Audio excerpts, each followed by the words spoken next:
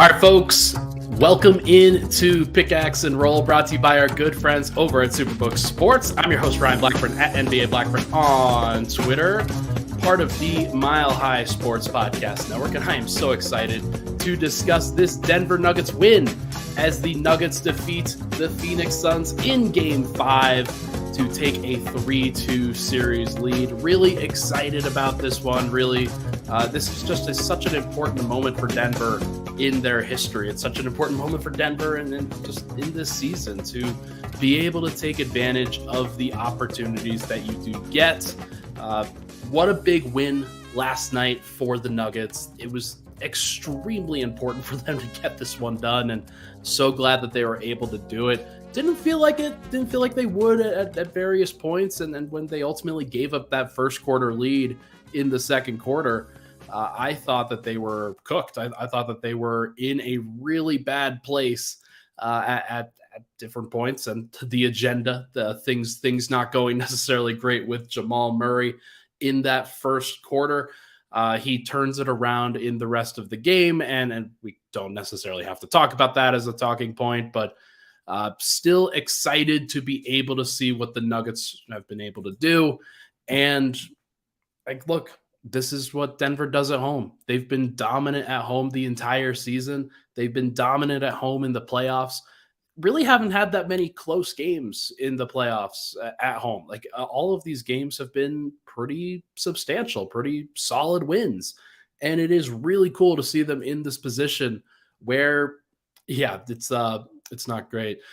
My eyes, I've been staring at screens a lot of this playoff run, man. It's not great. I have not been blazing, but I understand if you think so. My eyes are extremely sensitive to technology, and during the playoffs, that's just what's going to happen. Is you've got to I'm staring at my computer screen, I'm staring at all of this shit, but it is what it is. Not too worried about it, unfortunately, but we have a great opportunity here for the Nuggets. The Nuggets are in a great place. Them being able to take that one and take it in the manner that they did, where it really wasn't a contest by the end of this. That's exactly what the team needed from a physical standpoint, from the way that they this team is an 8-man rotation. They have not played a ton of guys. Jokic has a lot of pressure on him. Murray, Porter, Gordon, those guys have a lot of pressure on them. Getting it a really nice and easy win helps you mentally prepare for what could be a war in Game 6. There's a lot to discuss there for sure. I have no doubt that it's going to be extremely difficult for Denver to get that win. They can. There's no doubt in my mind that they can. But them being able to roll in this one is so incredibly important. I'm really, really excited about the direction that they've gone and about how this series has turned. So we will see what it looks like.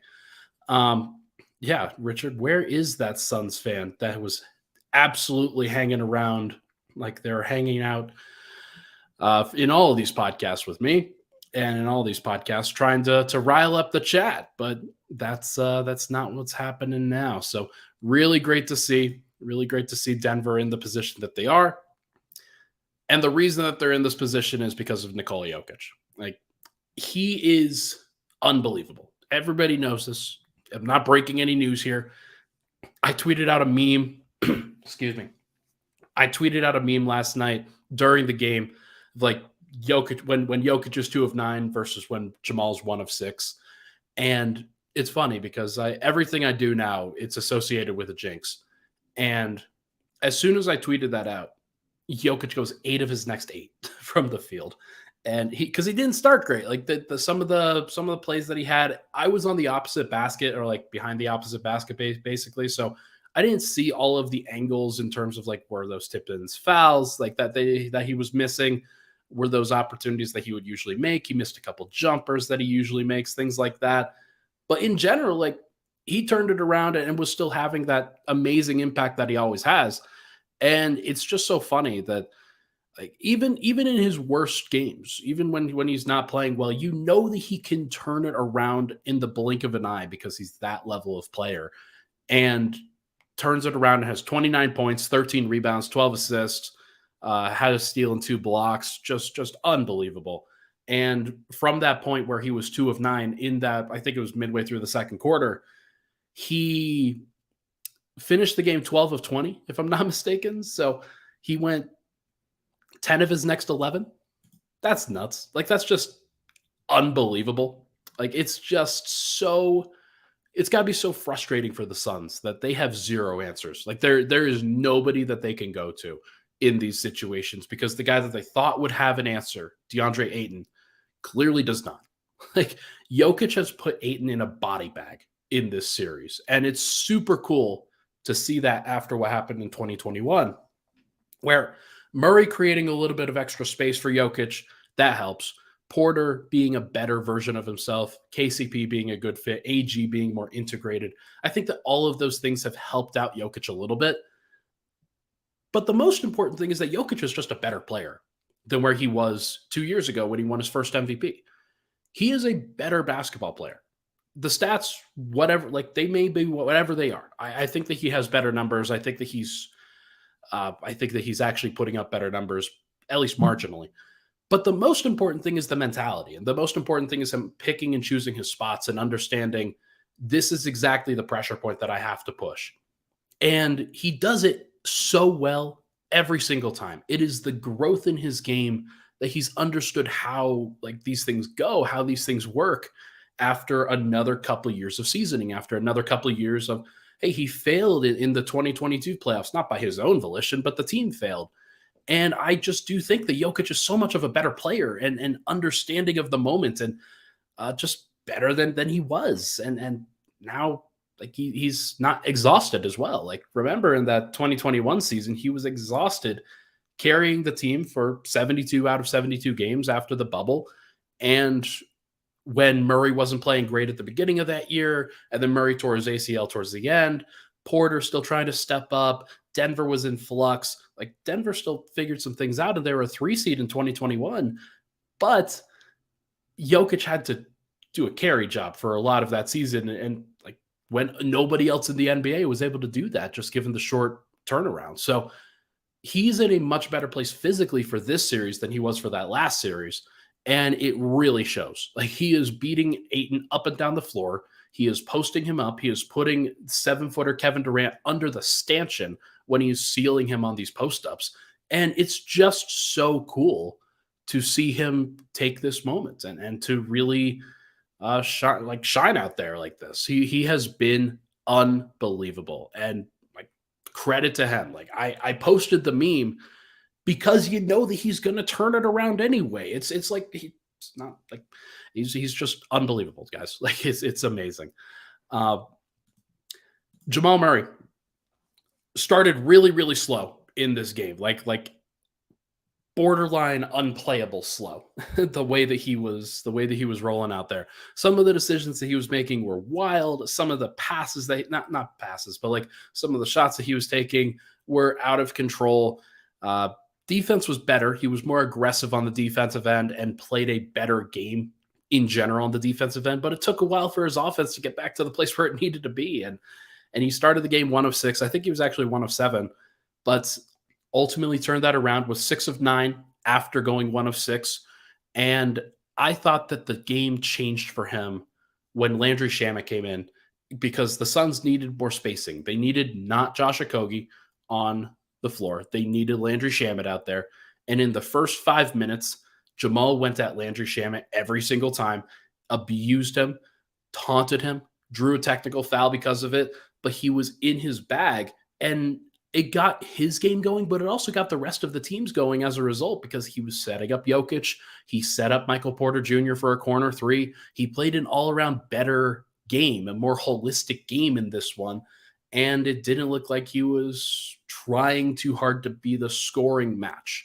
And that's fantastic. Like, that's what you need from Jamal. You do not need him to try to match Devin Booker. You do not need him to try to match Kevin Durant. Like, that's not who he is. And that's okay. Like, Devin Booker's playing at the top 3 level in the NBA right now. Kevin Durant playing like top 5, top 10. I love Jamal. I think he's great. I don't think he's a top 10 guy. I never have thought he's a top 10 guy. He has moments where he can look like the best player on the floor, but he doesn't always have to do that. And him being able to pick and choose his spots a little bit more in this game was super helpful. Like Bruce Brown being good. Just a second. Sorry about that. The air kicked on. But like Bruce Brown being as good as he was, Michael Porter being as good as he was in this game, Aaron Gordon finding his spots, like Jokic, of course, dominating the way that he does. It has been better for Jamal to take fewer shots. I told this to Matt Moore. I think that Jamal's ceiling should be about 20 shots a game. Like I don't think that it should be any higher than that.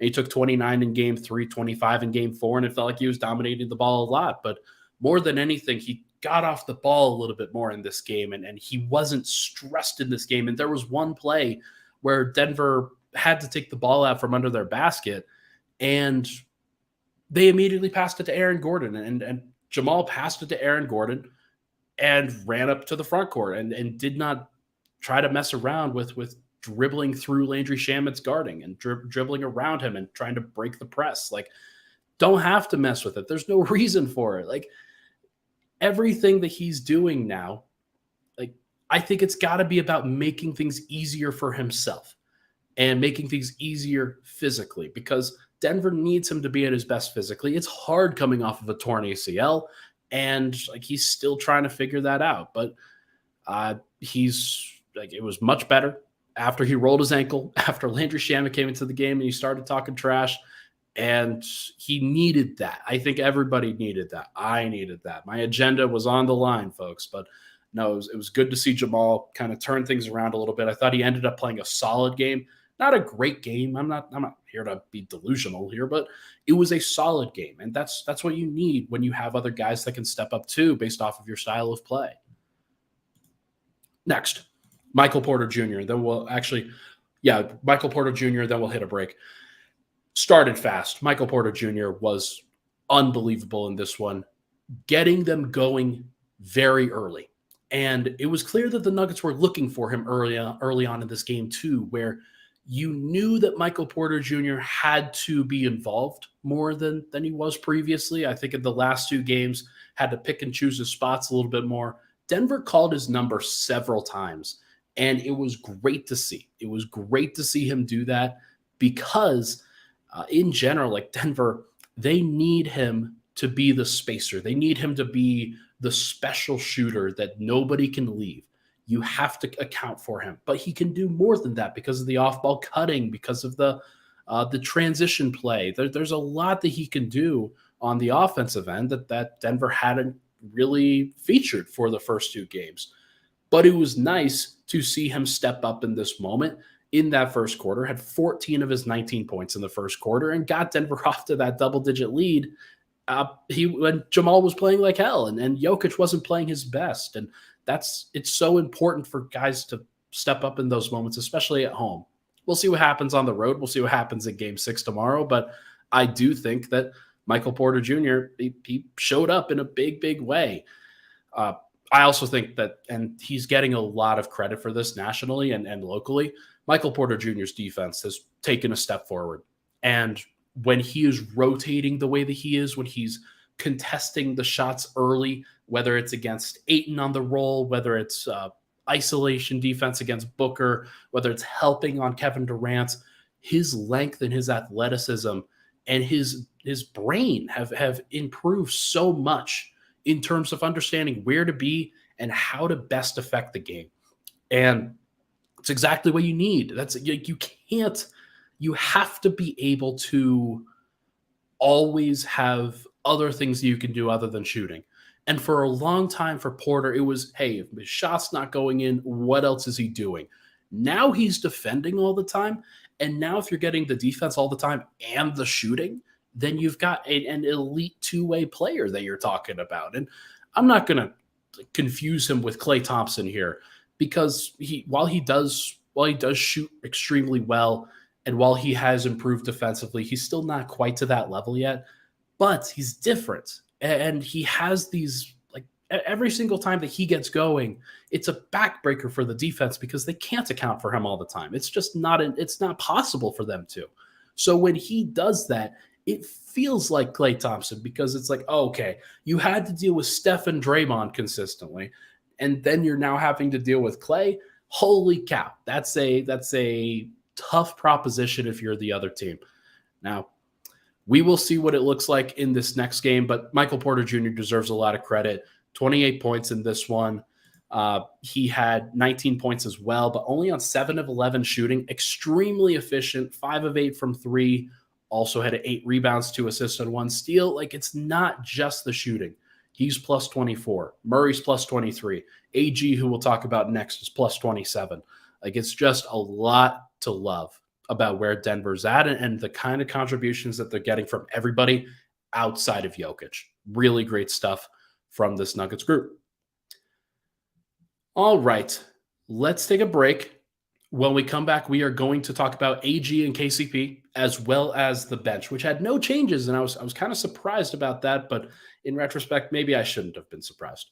But first, everybody, this podcast, as you know, is brought to you by our good friends over at Superbook Sports. Baseball is back, and the push for postseason is on for hockey and for hoops. Make it all count this spring with Superbook Sports. Superbook Sports is the best wagering app around, with a direct line to experienced bookmakers behind the counter in Las Vegas. Plus, get a $250 bonus when you sign up, deposit, or wager in the same day. Don't let spring pass you by without winning money with Superbook Sports. Visit superbook.com for terms and conditions. Gambling problem, call 1-800-522-4700. We will be right back on Pickaxe and Roll.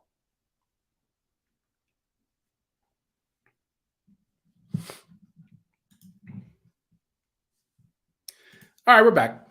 Pickaxe and Roll, Ryan Blackburn here. Thank you so much, everybody, for tuning in. Appreciate all the love and support on the podcast, as always. If you can, it would be awesome if you could rate, review, and subscribe on the audio side if you're listening there. If you're listening on the YouTube side, make sure to give this a like on the MHS YouTube channel and subscribe to the channel. We are almost at we're going to try to get to 2K subscribers by the end of this thing. I'm doing what I can to help boost the channel. Like, we're doing some crazy things over here at MHS, and I think that it's important to capitalize on this time where Denver's playing as well as they are. So it would be fantastic if you could like, comment, and subscribe on the video as well. All right. Aaron Gordon and KCP. Save these guys for their own part here at the beginning of the second segment, because it is important to be able to talk about them and the defense that they provided in this game. It's not just because KD and Devin Booker missed shots. Like, that's not just it. It's the way that Denver was defending them. It was the way that they were pressing up into them, forcing them to drive every single time. You do not want them to get comfortable as jump shooters. That's the last thing you want to do. One of the things that Michael Malone spoke about in the postgamer was that they came together as a collective in a film session and decided, no, we are not giving them the easy stuff. They're getting too many easy things. KCP, everybody else who's guarding Devin Booker, if he's got the ball, pressure him full court press. Like, that's the way to do it. You have to make him work. You've got to turn him. You've got to make sure that he's starting the play and the Suns are starting their plays from at the 15-second mark or the 13-second mark or whenever, not at the 17 or 18-second mark, because the earlier the offense that they have, the more likely they are to score, because they've just got more time and they've got more time to break down Denver's defense. And so it was a great thing that Denver did. And Jamal said post-game, hey, like, just guard them the way that they guard me. And that's a great point, because the way that Jamal has had to deal with that pressure full court, the Nuggets have had to adjust. They decided, hey, we're going to give the ball to AG a couple times. We're going to give the ball to Jokic a couple times. And it's not just going to be on Jamal to bring the ball up the court every single time, because it does tire him out when they guard him full court like that. Now, Devin Booker, I think, is in better shape right now, and he's just better conditioned physically, because he doesn't have to come off of a torn ACL for one thing. But he's dealt with that, and he dealt with that probably better than Jamal did in this last game, the full court pressure. But they also did cause an 8-second violation right at the beginning of the game. KCP got caught, like, he got popped in the face on, I think, the first defensive possession, which is hilarious. And there's just a lot of that where, like, you're going to be more physical. Things are going to happen. You're going to try to cause a little bit of chaos. And did that wear down Devin Booker? And was that the reason why Devin Booker only shot, 8 of 19 from the field? Maybe. Now, Booker also shot 4 of 7 from 3 and 8 of 9 from the free throw line. So it's not like he had a bad game, but he didn't have a great one. And that's the most important thing, is that he had been playing like Michael freaking Jordan for the last 2 games. And Denver needed him to not do that. They needed him to be a little bit less effective. And I do think that the physicality, I do think that the full court pressure, the way that Denver was defending them was important. And Denver was pressing up into him a lot. And there were these actions that the Suns were running. It was, I think there were double drags a lot of the time. And what Denver decided to do this time around was anytime they tried the double drag, with KD setting the first screen and then Ayton or Landale setting the second screen for Booker, they would have AG and KCP switch in that action. And so AG would then be on Devin Booker. You've got a 6'8" guy who's playing great defense, defending on ball, and that's not the worst thing in the world. You don't have to have KCP get through a second screen in order to actually guard that action. And I think it benefited Denver. I think that AG, the way that he's playing and the way that the Nuggets are trying to guard it, it was the right call. And so Denver was able to get that done on Devin Booker specifically, and KCP deserves a lot of credit. Aaron Gordon deserves a lot of credit. Those guys were fantastic defensively in this game, deserve so much benefit. I think that it's going to be fascinating to see what the Suns do in Game 6.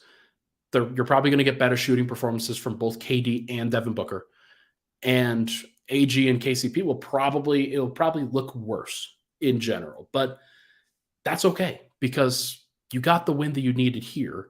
And then you're going to have your stars try to take over in Game 6, and they might be able to survive that. Like, Denver was so close in Games 3 and 4, but now it feels like they have at least a little bit of a handle on, hey, we can slow him down by doing this. We could change up their offense by doing that. And with AG and KCP, like, there's a lot that they can do that they hadn't been doing on the road. So, but I do want to give Aaron Gordon his flowers too. KCP I deserves a ton of credit for the way that he was handling it. Aaron Gordon deserves a ton of credit for the way he's defended Kevin Durant in this series. Some of the shots that he is contesting on Kevin Durant, whether it's from 3, whether it's from the mid-range, he is contesting at the top of a Kevin Durant jumper, where Kevin Durant, when he jumps up in the air and has that high release that he always has, like, it's impossible to block the shot. It's very, very rare that somebody actually blocks the shot, which makes what Bruce Brown did in Game 2, I think, that much more impressive.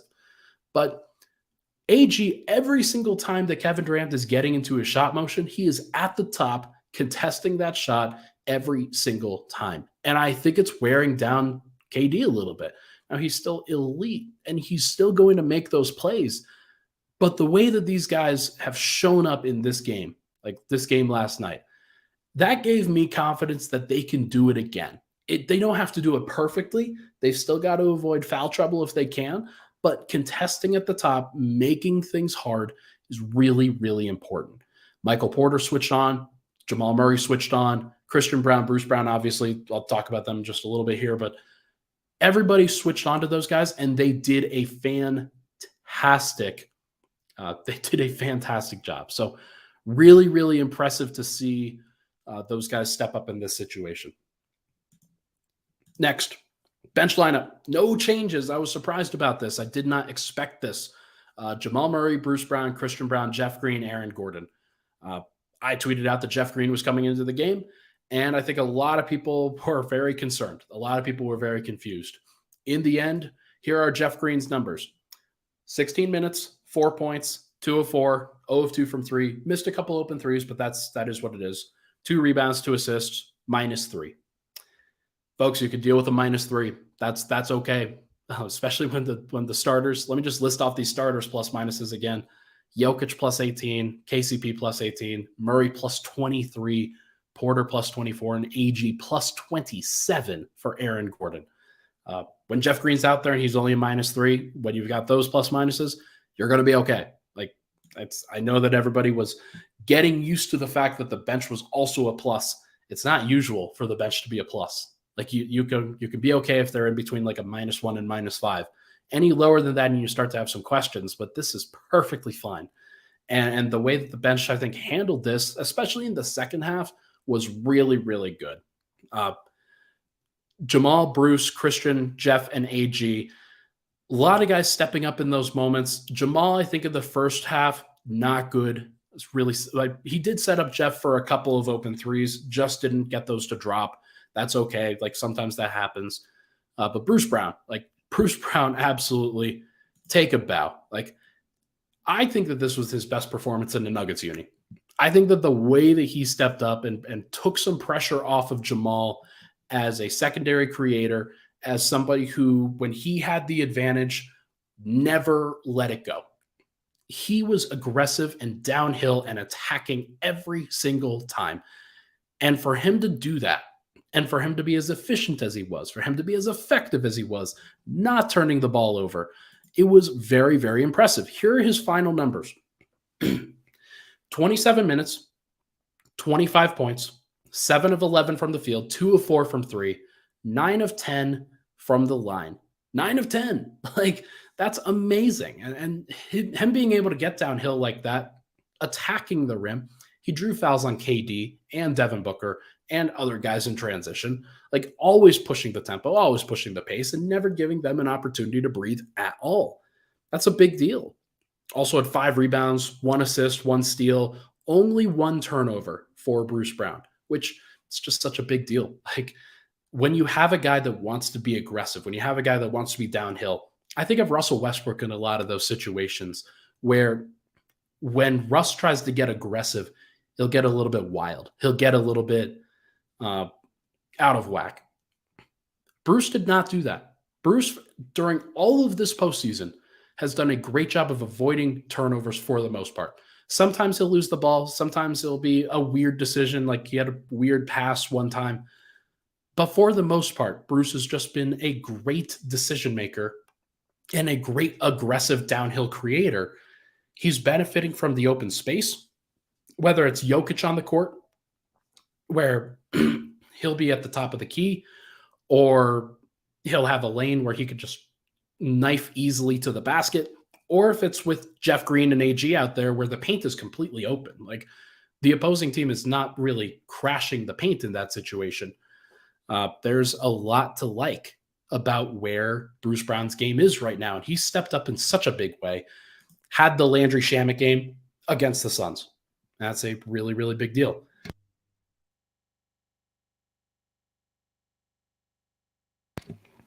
Sorry, I've got some, let me drink something. Folks, my body is rejecting the playoffs. It is rejecting things right now. I don't know what's going on, but I don't really like it. But no, Bruce Brown takes a ton of credit. He was very, very good in this one and just absolutely deserves all of the praise, everything possible. He absolutely deserves it. Denver's not going to be able to keep him this offseason. Like, they're just not. He's making so much more money than what Denver can absolutely offer him. But it has been really cool to see him take advantage of this moment, be a great, great piece to what Denver is doing. And if he was able to be a part of things for Denver going forward, that would be awesome, because he should be a Nugget. He's the perfect sixth man for this team. I didn't know if that was what I was going to expect. There were times during the regular season I didn't really expect that, but he has stepped up in such a big way, and I'm really happy with where this has gone. I didn't know that he was going to step up in this way as a playoff guy, but he is a playoff player, and that's super cool. Next, Christian Brown and Jeff Green each made key defensive plays. I think Christian's stand out a little bit more than Jeff's, but Jeff was contesting. He was contesting KD. He was contesting Devin Booker, did a lot of good things as a help defender on the weak side. Like, he's a part of things as well. And he doesn't get a ton of the, like, he doesn't have people caping for him except for Matt Moore, by the way, who loved Matt, but he tried to flame me last night when I when I had Devin Booker, I tweeted out that Devin Booker was 0 of 5 in the third quarter, and he screenshotted my tweet and was like, yeah, hey, for everybody here, you can blame Ryan if this game goes awry. But no, Matt's my guy. Matt's my guy, of course. But yeah, Christian and Jeff. Christian always is going to have people caping for him, looking for the value things. Jeff is very rarely going to have that, but I thought that they were both fine. I thought they were both perfectly reasonable in the game last night. Christian, proper amount of aggressive on the offensive end. Didn't have a ton of possessions where he tried to do too much. Did have 2 turnovers. I don't remember if any of those were in, I think maybe one of those was in garbage time, but I don't remember when those turnovers were off the top of my head. But the steal and dunk that he had in transition off of the Kevin Durant turnover, that's a big deal. Like, Kevin Durant got a little bit lazy with that pass, and then that basically sealed it with about 8 minutes left to go in the game. I think the Nuggets were up 24 at that point, somewhere close to that. And that's all she wrote. Like, the Suns had nothing left to give at that point, which was great for Denver, fantastic for Denver. They were able to make that work. But Christian's just he's adding to the team and adding to the defensive capabilities while he's out there. Just has to stay disciplined, has to stay locked in. He played better at home than he did on the road in games 3 and 4. And I hope that he continues to do that. Nikola Jokic had some high praise for him in the post-game pressers, by the way. He called him a winner, called him, if he had to use one word to describe Christian Braun, it's winner, because of the way that he approaches everything, whether he's playing, whether he's, depending on how much playing time he gets, every little bit of his approach is the same. You know that his mentality is going to be the same. You know that his aggressiveness on defense is going to be the same. It's always going to be locked in. You never have to tell him to amp it up. You never have to tell him to get in gear. And that's a really, really important thing. And so I think that Christian's going to be a player that Jokic loves to play with for a long time. And it would not surprise me if Christian ends up being the starting 2 guard for this team at some point in his career. That's on the table. And he has the skill set, he has the capability, and he has the mentality that Denver needs, that they want. So really impressive stuff from Christian Braun. Deserves a ton of credit for stepping up in that situation.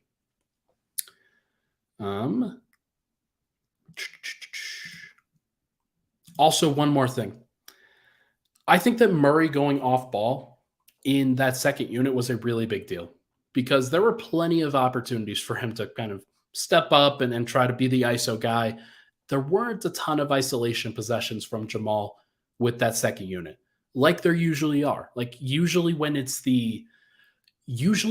Jamal with that second unit, and you've got guys like Christian and Bruce and Jeff and AG, usually Jamal is in that situation where he feels like he has to create everything.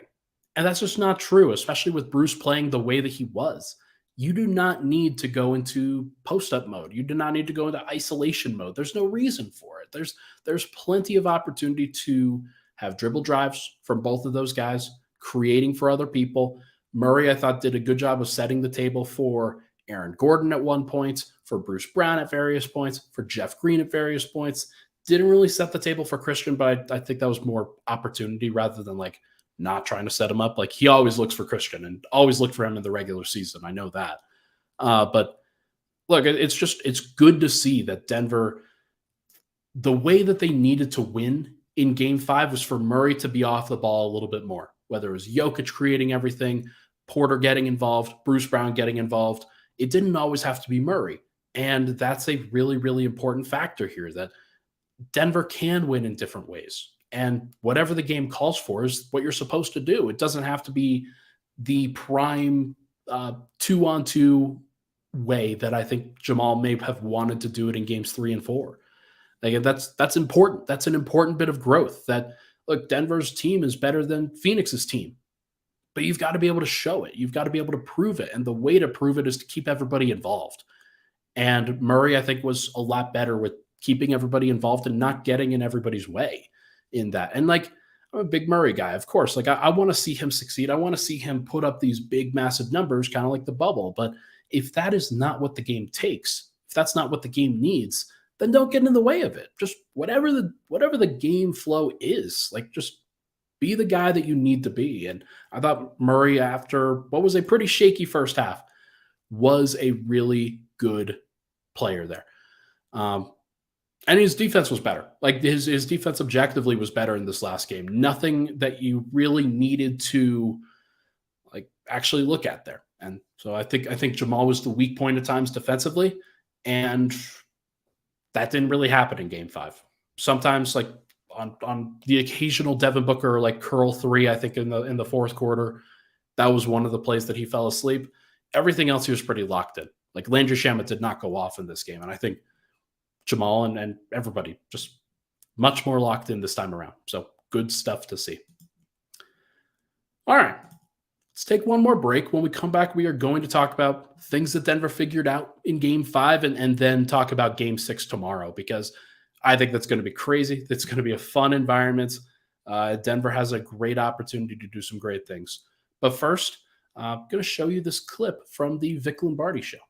If you had a chance to play another sport, if you got to put yourself in another sport, another body, whatever it may be, what would it be? What would be your dream sport? It's a close race between swimming and golf. I mean, I really the last 10 years have just fallen in love with golf, and to this day I still love it. I play it all the time. I watch it all the time. I follow the sport. I follow the drama, of course, of the sport, which we have in spades. And they're two very different. Look, I mean, if your options are to, for me, I'm a member of an amazing course out in Eastern Colorado called Ballyneal, right? Yep. So if my option is to fly out to Ballyneal and they got the cabins, the whole life, get in, play 18, have a great drink with my buddies, some cocktails, go to bed, wake up early, play another 18, fly home. I love that, but I also love swimming. But there, the view is not, Ballyneal or Castle Pines. Sure. The view is a black line. I still love it. It's just a different kind of love. And obviously one is much harder in terms of exercise. But I love the game of golf. I love everything about it. Really interesting to hear from Lance Armstrong, of all people. So Vic Lombardi does great things on his podcast associated with the MHL network, the MHS network. There's a lot that MHS is doing outside of just the sports coverage.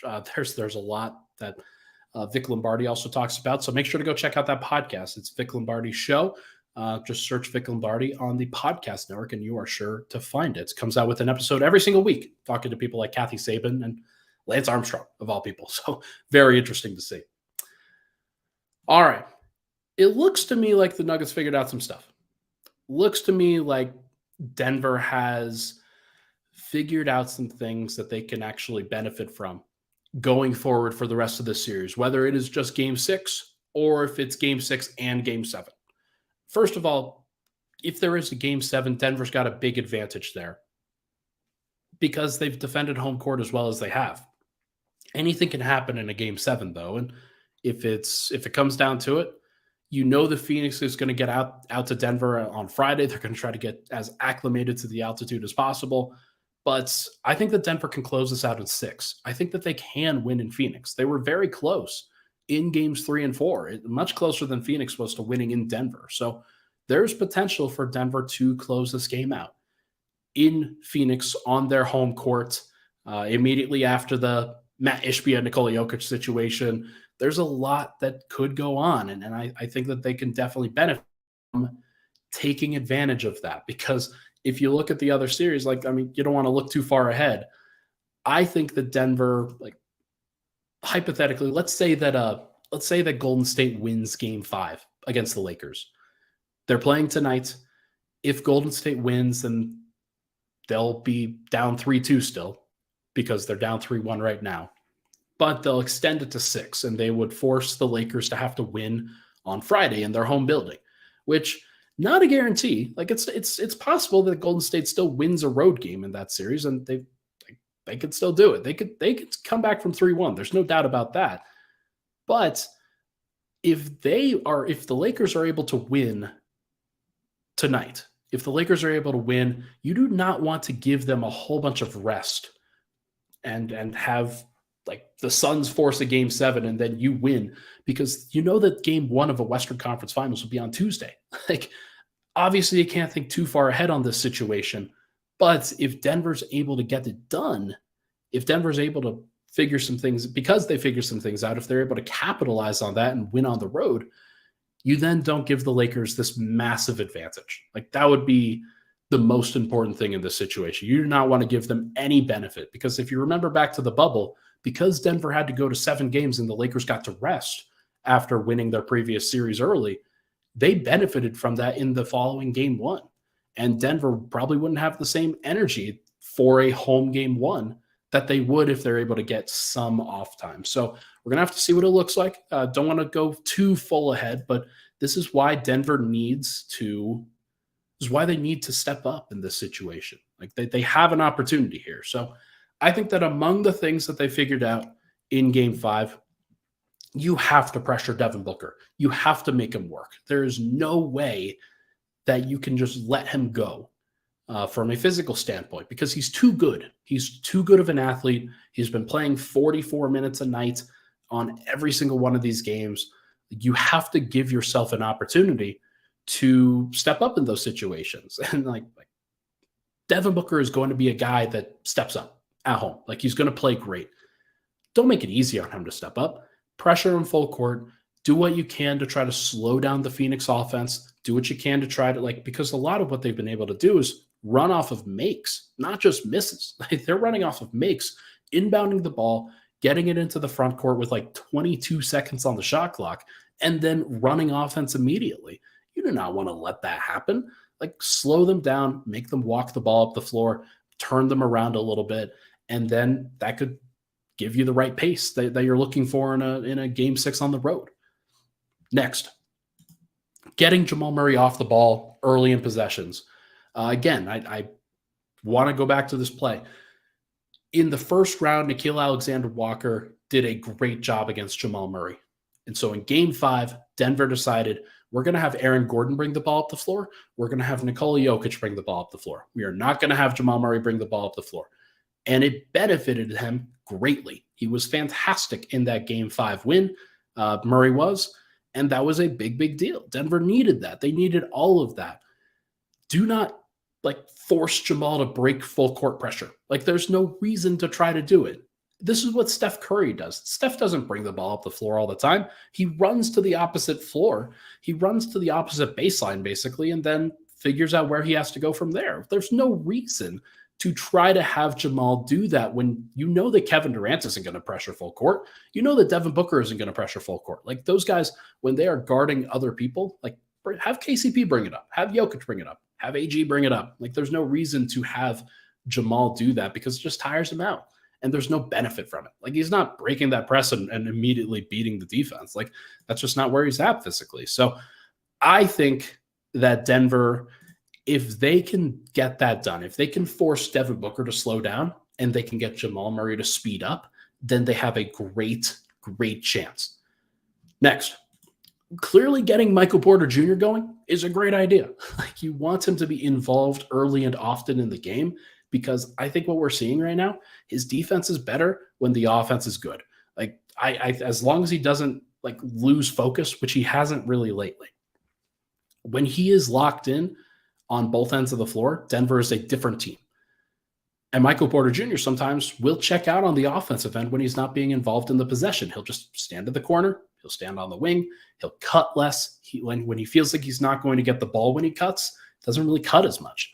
And that's natural for everybody. It's not just a Michael Porter Jr. thing. So I think that he can absolutely benefit from when they can get him going, when they can give him the ball early and then get him to make some shots, take some rhythm jumpers, things like that. They are going to benefit. You're going to reap the long-term rewards, because when he stepped up, it allowed Jamal Murray, Nikola Jokic, it allowed those guys to, hey, not as great in the first half, not as great in the first quarter. That's okay. Plenty of energy in the second half to really put the game away when that called for it, because what Michael Porter Jr. did in the first quarter, it was such a big deal. So that would be what I would do. I would continue to figure that out, try to keep him involved. And the last thing is just Nikola Jokic has done everything for this group. He's been fantastic. Games 2, 3, 4, and 5, he's been unbelievable. Game 1, he had 24, 19, and 5. And that was a bad game because he was 9 of 21. for the most part, Jokic has just been fantastic in this series. And he's been the best player in the league in this series. Like, there's no doubt. There's no doubt in my mind that he's been better than Devin Booker, as crazy as that sounds with the way that Devin Booker was playing. Jokic is his own version of greatness, and he has been fantastic. And the team trusts him to do everything that he can do in those moments. And there's no reason not to. Like, I'm not breaking ground here. I'm not breaking news here when I say trust Nikola Jokic in the second half. But what that means to me is, like, you cut out the possessions where Aaron Gordon's going one-on-one. Cut out the possessions where Michael Porter Jr. is going one-on-one, where Jamal Murray's going one-on-one. There's no reason for that. Get the ball to Jokic, have him dictate, get an advantage, and he'll pass guys open. He will pass him, or he'll cut. He will get to great spots where he can convert himself. And you know that he's going to bring it. You know he's going to be absolutely fantastic in those moments. Like, that's just going to be important. So we will have to see what happens here. But those are the four things. Like, you got to pressure Devin Booker full court.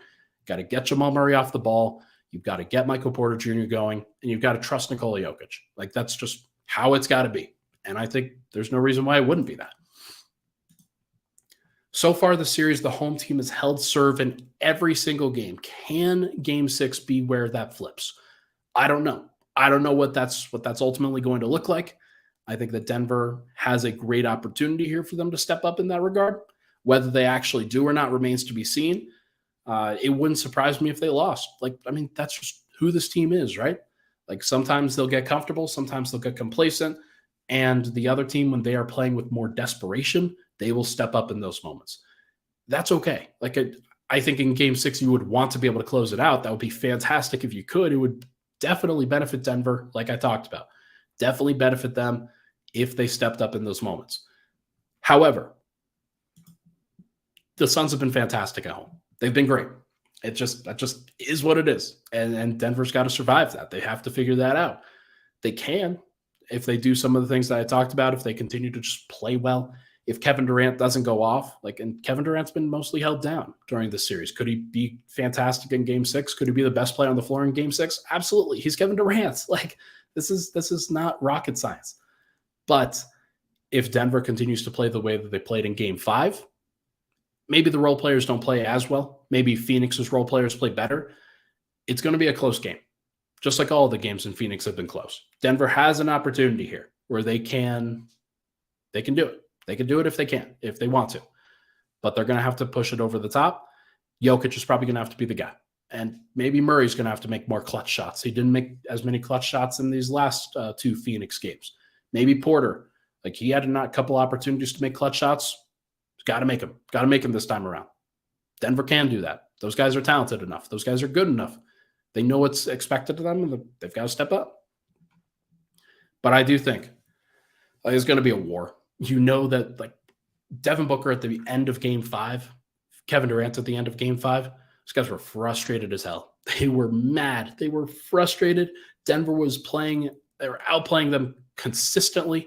They were under their skin. Durant shoving Jokic the way that he did. Jokic flopping like Matt Ishbia. That was hilarious, by the way. It's going to be a lot of that. There's a little bit of bad blood percolating between these teams. Like, these teams do not like each other, and that's what happens at the end of a series where both teams have been great in this series. Let's be honest. Like, both teams have been fantastic, and they've put on an absolute show. But now Denver has an opportunity to take control. They've already taken control of the series, and they have an opportunity to put Phoenix away. Phoenix is not going to go quietly. You know that Devin Booker is going to do every single thing that he can to fight, scratch, and claw his way. Kevin Durant has been in these situations before, has stepped up in these situations before, and is really, really freaking good. Like, even with the defense that AG has been playing, like, he can absolutely have a game. Like, Kevin Durant could be the guy. Chris Paul, maybe he comes back in Game 6. I actually don't think that that's a great thing for Phoenix, but giving them another option could help. It absolutely could help. And if he makes 3 of 4 threes, then that could absolutely be a thing.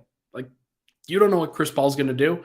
Do I think that Denver will target him defensively every single time that he's on the court? Yeah. And I don't think that Chris Paul will step up in that situation. Knock on wood. We will see what they actually end up doing. But I do think that Denver, like, they know they're going to get the best possible Phoenix effort. They know that those guys are going to pressure full court. They are going to try to get under Jokic's skin. They'll flop every single time that Jokic is in the lane. They'll try to draw offensive fouls, and Denver's going to be in for it. It's going to be really, really tough. Every single closeout game is. But I do think that Denver has an opportunity here, and they cannot waste it because Game 7s, anything can happen. Anything. Absolutely anything. So if you are the Nuggets, you do not want to let that happen. You want to take care of business here, and they can. I know that they had opportunities to win Game 3 and 4. They had that. If they win Game 6, makes up for it. Going to be great. We will ultimately see what happens, but for now, folks, I think that is going to do it on this episode. Gone 50 minutes here. I think that's the right call. Everybody, that is going to do it for this episode of Pickaxe and Roll, brought to you by our good friends over at Superbook Sports. Thank you so much for tuning into the show. Appreciate all the love and support on the podcast as always. Y'all have been fantastic to me. Thank you for hanging out. Sorry that I didn't go live last night. I had a couple technical difficulties. It is what it is. But in general, if Denver does get this game done on Thursday night, I will go live that night. And it's going to be great. Like, we're going to be able to celebrate it. I'm looking forward to it. Thank you so much, everybody, for tuning in to the podcast on this time. I will talk to you guys very soon.